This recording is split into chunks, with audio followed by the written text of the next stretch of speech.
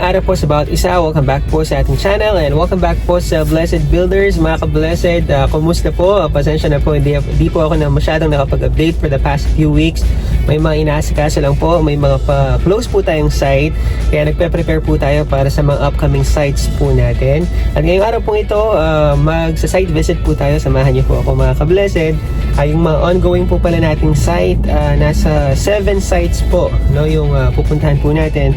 Pero alam ko po hindi po natin siya matatapos ngayong araw or within the day. Check po natin kung ano po yung mga mapuntahan po natin.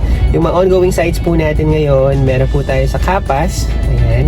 Tapos yung pangalawa po, meron po tayo sa Enclave Subdivision sa Angeles. Meron din po tayo sa Mabalacat sa Buena Vista Subdivision. Tapos meron din po tayo sa San Fernando sa Beverly Place Subdivision. Meron po tayo sa Arayat. Meron din po tayo sa Mexico, and meron po tayo sa Highview Hills Subdivision sa Apalit. Ayan, so nasa 7 projects po yung ongoing po natin ngayon. Salamat po sa Diyos at sa Kanya po lahat ng kapurihan. At patuloy po yung pagpapala po niya sa buong team ng Blessed Builders. So, ngayong araw po ito, mag-check po tayo ng update. Tignan po natin kung ano po yung progress sa bawat site.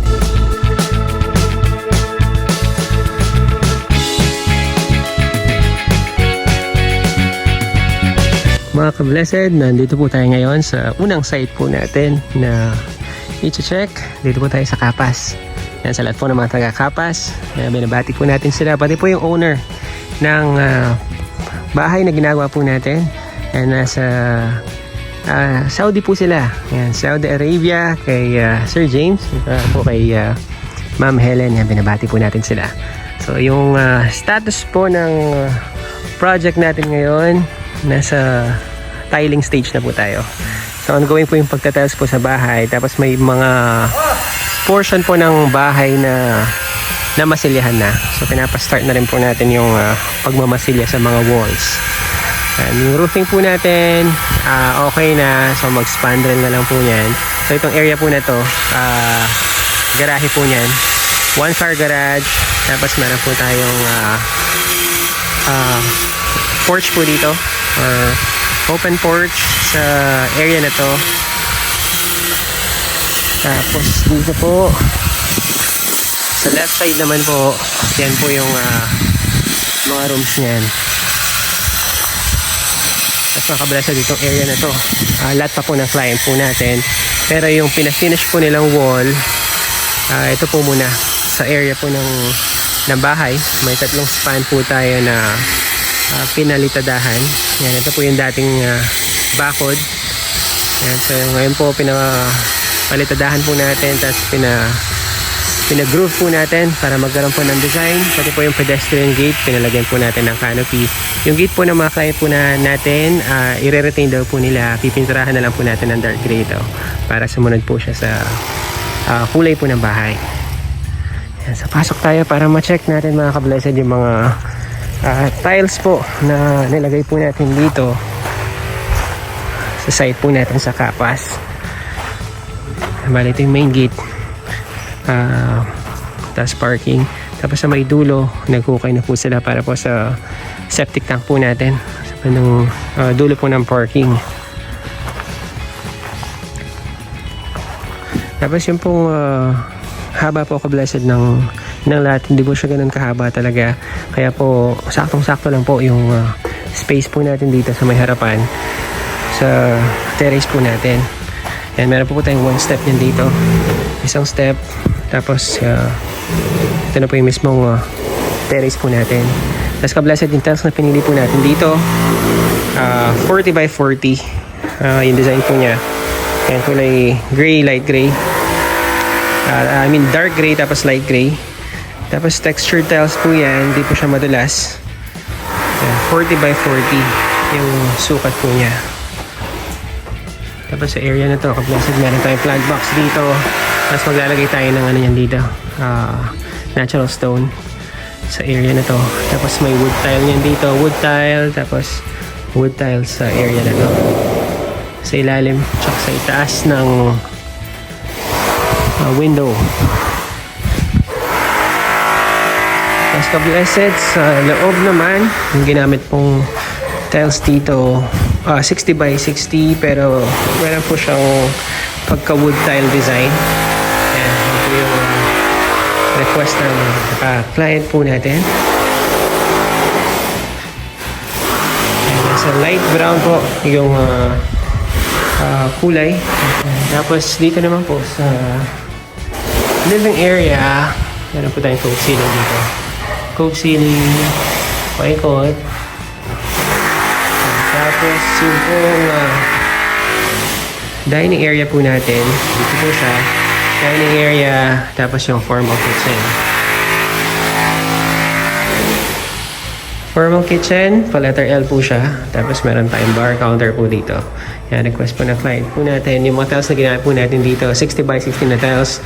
Na kulay cream po siya. Hindi na po masyadong kita yung kulay talaga ng mga tiles. Dahil hindi pa po, medyo madilim po sa loob. Pero once na nailawan po yan, cream po yung kulay. Tapos ito na po light brown, yung kulay ng mga tiles natin.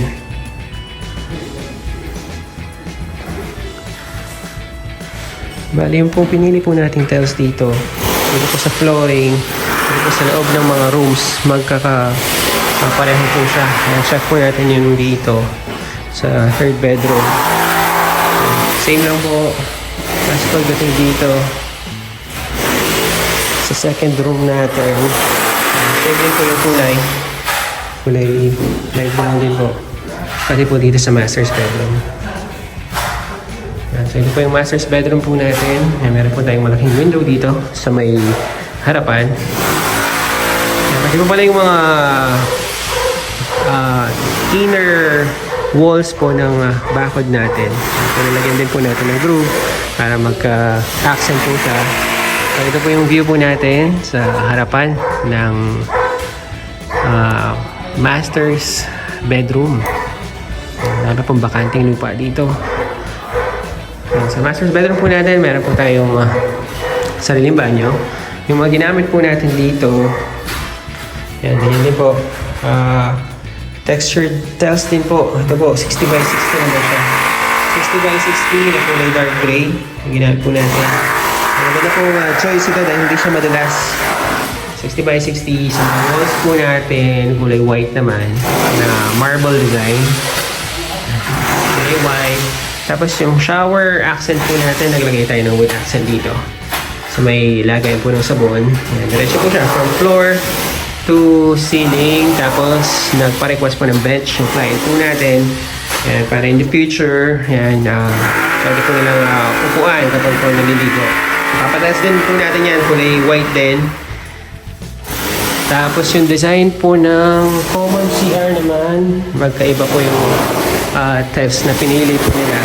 Sa common CR naman po yung tiles na ginamit natin dito,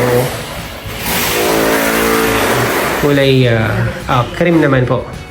Yan, cream na parang marble design din. Yan. Tapos sa flooring po natin same din, kulay dark gray din. So cream, tapos naglagay din po tayo ng wood accent dito. From floor to ceiling din po. So ito yung view po natin if nandito po tayo sa may back door. Ayan. So ganyan po yung itsura ng mga bahay kapag nandito po tayo sa may back door. Tapos punta po tayo dito sa may likuran. Ayan, meron po tayong back door dito. And then sa back door, dito po yung dirty kitchen po natin. And meron po tayong lababo dito. Same din po yung ginamit po natin tiles dito, kulay cream din. And para in case magluluto po yung mga client po natin, like heavy cooking, or yung kung magluluto po sila ng maamoy na ulam, yan, pwede po nilang i-utilize yung area po nito. So, dirty kitchen. Tapos, ito po yung magiging service area po nila. Papasementohan po natin yan ito. Ipapa-tiles din natin ng buo itong area na to para meron po silang service area since naka-extend na po yung roof natin dito, na-extend na para hindi po siya nababasa. So, may-utilize po yung area po na to. Mga ka-blessed, yan po muna yung pinaka-update po natin dito po sa site po natin sa Campus Project. Yan, proceed po tayo sa next site po natin. Mga ka-blessed, ngayon naman po nandito tayo sa pangalawang site po natin dito po sa Angeles, sa may Enclave Subdivision. Yan, sa lahat po ng mga taga-Enclave, binabati po namin kayo, pati po sa mga client po natin na nasa US naman po, si Sir Albert at saka po si Ma'am Myra. Yan, binabati po natin sila. Yan, sa taga-US. Yan, so check po natin update dito. Actually sa site po na to, since nasa structural po tayo, medyo na delay po na konti yung dito kasi meron po tayong dumaan na bagyo last week. Halos actually buong week pong di nakapasok yung mga boys dito dahil araw-araw po yung ulan halos maghapon. Ngayon po medyo nakabawi na, pero yan, katulad po ngayon yan, kakatapos lang po ng ulan, pero may tatapos naman pong trabaho kahit paano. Yan po yung downside kapag medyo nasa rainy season po tayo, expected na yung output po natin medyo mas kaunti compared po kapag regular construction season. Pero kahit paano meron naman pong natapos. At the moment, yan, nakapag-beam na po tayo for our first floor. Although hindi pa tapos, pero nakaporma na po yung beam natin. After po niyan, bubuhusan na. Then prepare na po tayo for second floor. So itong area po natin yung ngayon na nakikita po natin sa left side po ng bahay, yan po yung firewall natin yan. So one side firewall, yung pong gagawin po natin project dito since hindi po ganun kalakihan yung lot po natin. So one side firewall, and then yung design po niya, more on American design po siya. Kung napanood nyo po yung mga previous vlog po natin. So nandito po tayo sa pinakaharapan. At the moment, hindi po talaga masyadong ma-visualize yan yung structure ng bahay since yan, paakyat pa lang po yung asinta po natin sa second floor. Pero to give you an idea, itong area po na to sa left side, yan po yung portion ng sala. Yan, left side. Tapos itong wall po na to, yan po yung kusina. Yan, pasok tayo para makita nyo po mamaya yung layout. At lumalakas po ng ulan. Lumalakas po yung ulan. Yan, medyo nakapayong naman po ako, mga ka-blessed, para lang po makapag-update po tayo dito sa site po natin. Yan, maulang araw. Maulang araw po sa bawat isa. Yan, so sumilong muna yung boys niyan.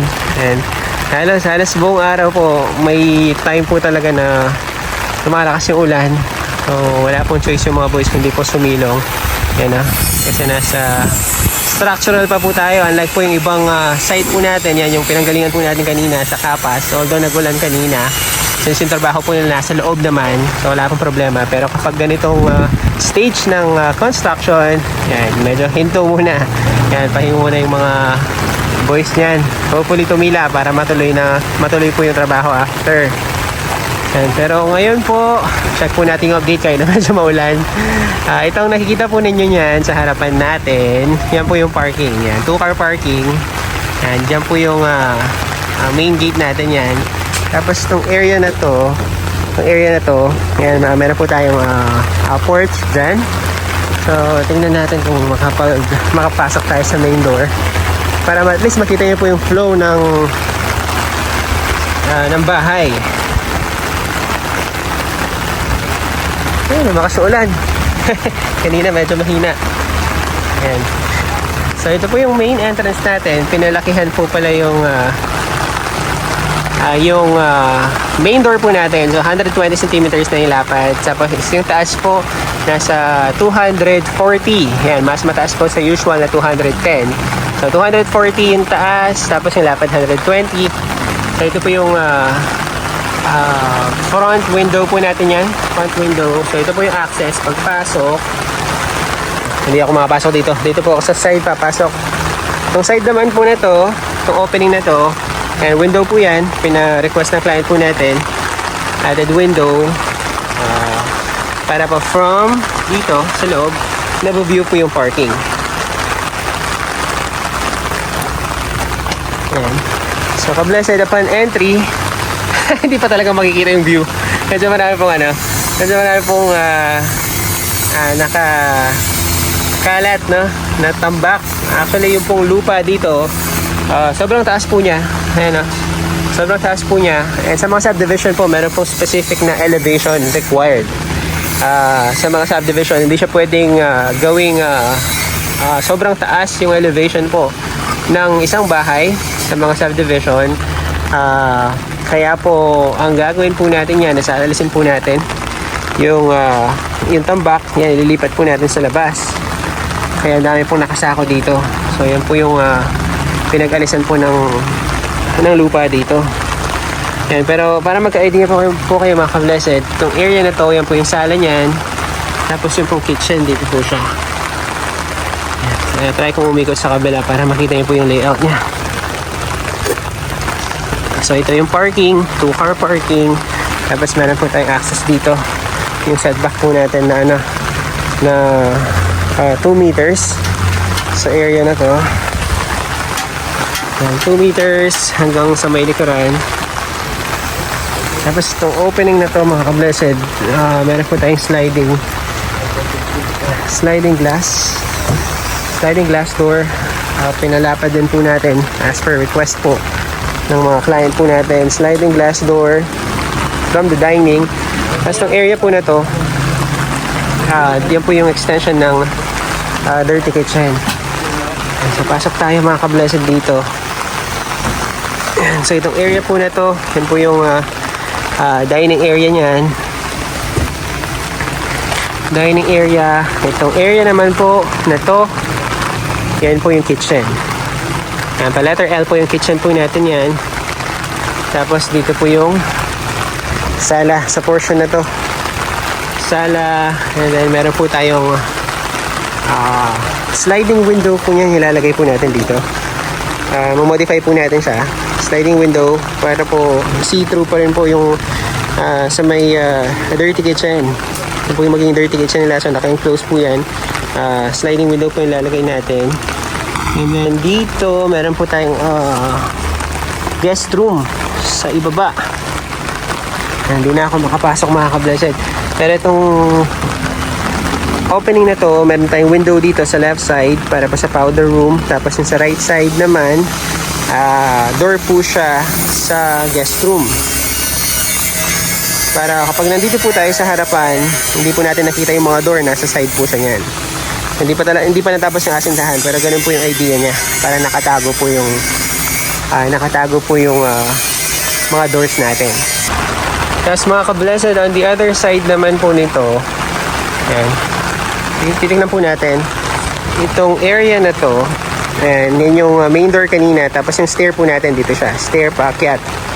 Yan, so sala, tapos kitchen, yung dining po natin, dito siya. Tapos yung dirty kitchen, dito po siya. Ayan, medyo marami pa po yung naalis na tambak po dito. Ayan, so imumove lang natin yan sa labas. Siguro by sa next vlog po natin mga ka-blessed, ayan, makaka-clear na po yung area po na to. Tapos mabubuhusan na po yung mga beam natin sa itaas. By that time siguro mas ma-visualize na po natin yung layout po ng project po natin dito. Yan mga ka-blessed, na-check na po natin yung mga dapat nating i-check dito po sa site po natin sa Enclave. Hindi ko lang sure kung araw pa, pero mukhang maliwanag naman dito. Pero sa area na to, medyo makulimlim. Actually wala naman bagyo, pero nasa rainy season po tayo. Kaya minsan po sa isang araw bubuhos po yung ulan. So mga ka-blessed, proceed po tayo sa next site po natin, sa pangatlong site, para makita po natin yung update. Mga ka-blessed, ngayon naman po nandito po tayo sa site po natin sa Mabalacat, sa Buena Vista Subdivision.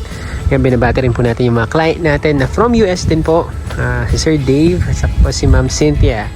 Yan, binabati po natin sila from US. So yung kanina po from US din, yan sa Enclave. Tapos itong client po natin dito, from USA din po sila. So check po natin yung progress mga ka-blessed sa site po natin na ito. Atras na po ako ng konti para makita niyo po yung buong view po ng bahay. Yan, so ito po yung perspective natin. Ito. Ayan, ito po siya ngayon. So, okay na po yung roofing natin, ka-blessed. Ongoing po yung pagta-tiles, tapos ongoing din po yung mamasilya sa project po natin na ito. Tingnan niyo po yung sa labas, may na simula na po yung pagmamasilya sa labas, pati po sa loob meron na. Tapos mga ka-blessed, may konting modification lang po tayo dito. As per subdivision restriction, ang sabi po nila, yung bakod na pinakamataas ay 2 meters lang. 2 meters lang. Kaya ang papasanin po natin mga ka-blessed, binawasan po natin yung asinta natin sa bakod. Yung po kasing dati, kumuha po tayo ng 2 meters from the natural ground. Yung natural ground po dito is medyo mataas. Yung po palang requirements ng subdivision is 2 meters from the sidewalk.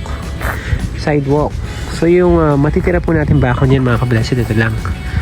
Ayan, yan po yung requirements ng subdivision. Nakausap po namin yung HOA president last time. Doon po kasi sa restriction po nila, natural ground yung nakalagay. Yung po palang natural ground na nire-refer nila is yung sidewalk, hindi yung natural ground ng mismong lot. Kasi yung lot po natin dito, papansinin po natin, matataas po siya. Yan, pataas. Yan. Same po sa bakod sa kabila. Yan, no? Mataas din po yung mga poste nila, pero yung wall po nila mas mababa siya. So ganun po yung gusto ng subdivision. So susunod po tayo sa restriction po nila. Kaya ito po yung height niyan ng fence po natin dito, 2 meters from the sidewalk. Naalisin lang po natin to. Medyo sayang nga lang po yung inasinta muna po natin doon. Pero kung yun po yung request ng subdivision, susundan po natin siya. So 2 meters from the sidewalk. Yan, so dito po tayo susunod niyan. Even yung frontage po niyan, 2 meters din po yung requirements po nila from the sidewalk. Yan. So pasok po tayo ka-blessed para makita po natin yung update po dito. Bali magkakaroon po tayo ng ng fence po dito. Supposedly yung pong lupa talaga dito, hindi siya perfect square or rectangle. Yung pong lot niya dito medyo pa triangle po siya dito. So ang mangyayari niyan, if susundan po natin yung lot, yung pong pedestrian gate niya medyo nasa side po siya. Pero nakausap na po namin yung client. So gagawin po natin, didiretso po natin yung bakod natin dito para yung pong pedestrian gate natin dito is sumakto na siya dito. Yan, bali dito na po siya yan sa area po na to ilalagay. Yan, nakasakto po siya sa ating main door. So ito po yung parking po natin, 2-car parking. Yung pong kasya sa parking na to. Tapos meron pa po tayong space dito sa gilid. Yung setback requirements 2 meters. And then meron po tayong space dito for garden. Yan. Garden space. Tapos ito po yung main door natin. Magkakaroon po tayo ng step yan dito. Sa buong area na to. Pati sa side, meron po tayong steps.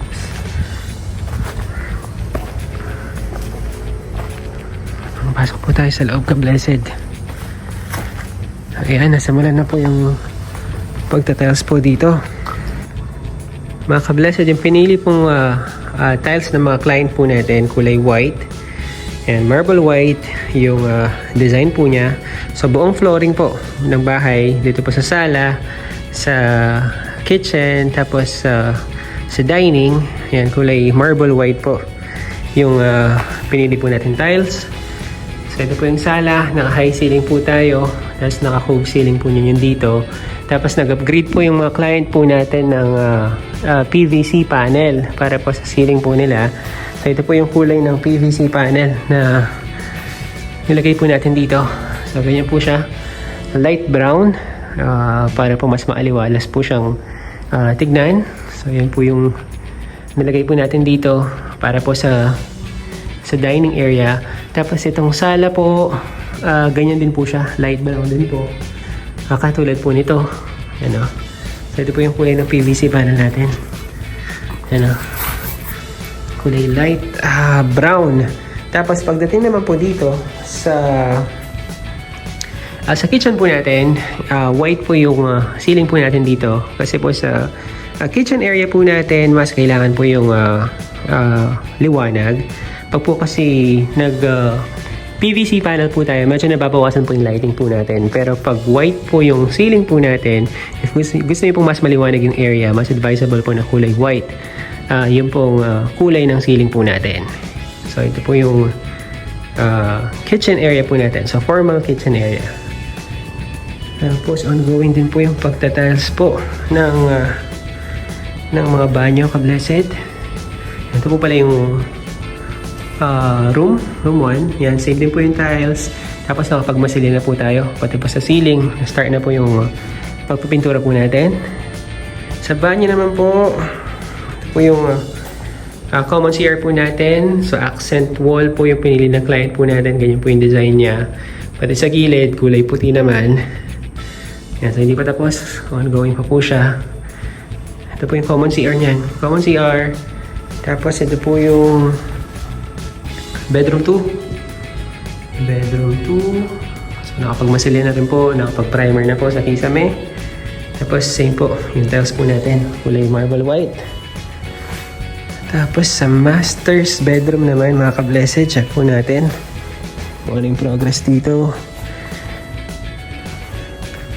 Yan. Di na po tayo papasok ka-blessed. Kakalagay lang po ng mga tiles. Yan. Yan, pag-start na rin po sila mag-finish ng kisame. Tapos itong dalawang mga ka-blessed banyo. Tapos wardrobe. Yan, di na po tayo papasok. Kakalagay lang ng tiles kanina. Yan, tapos papunta po tayo ngayon sa ating storage area. Yan, so itong storage natin mga ka-blessed. Masilya pa lang yung nalagay nila. So wala pa pong tiles dito. Pero same din po yung kulay ng tiles niya. Ganito rin. Yan. Tapos, dito po yung septic tank po natin sa area na to. So, hindi na tayo makapunta mga ka-blessed. Ang dami pong pinagkukayan. So, kapaklear lang po natin yan to. Yan. Check po natin yung sa kabilang side.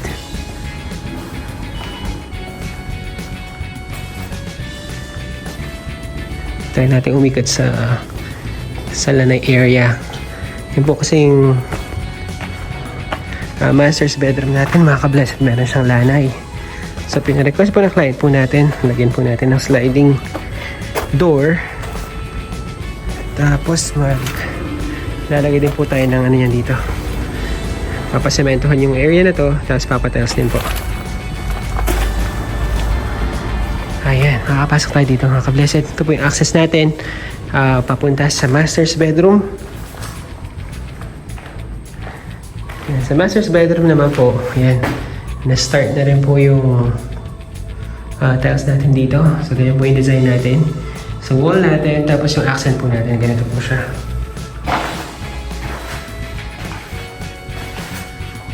Labas dito po sa side, 30 by 60 po yung mga ginamit po natin tiles dito.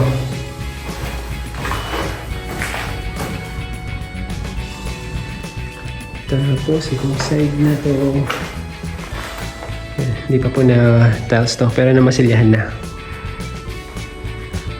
So ito po yung view po natin sa ating master's bedroom. Ganda ng view po dito kapag nandito ka. Yan, full size window. Napakaling window po ng nalagay po natin dito. Yan o. Kapag nandito po tayo sa master's bedroom, yan po yung view po natin. Yan po yung parking o yung garahe po natin. Mga ka-blessed, yan po muna yung huling update po natin sa mga sites po natin. So, 3 sites lang po yung napuntahan po natin for this vlog. So, dito ko muna tatapusin yung vlog po na ito. Sa next vlog po natin, i-check po natin yung site po natin sa Beverly Place, Pampanga. Sa may Highview Hills po sa Apalit. Tapos sa Mexico, tsaka po yung sa Arayat. Yan, check po natin. So abangan po natin yung next vlog po natin. Maraming salamat po for tuning in sa ating pong vlog ngayong araw. Mag-ingat po tayong lahat at pagpalain po tayo ng Panginoon.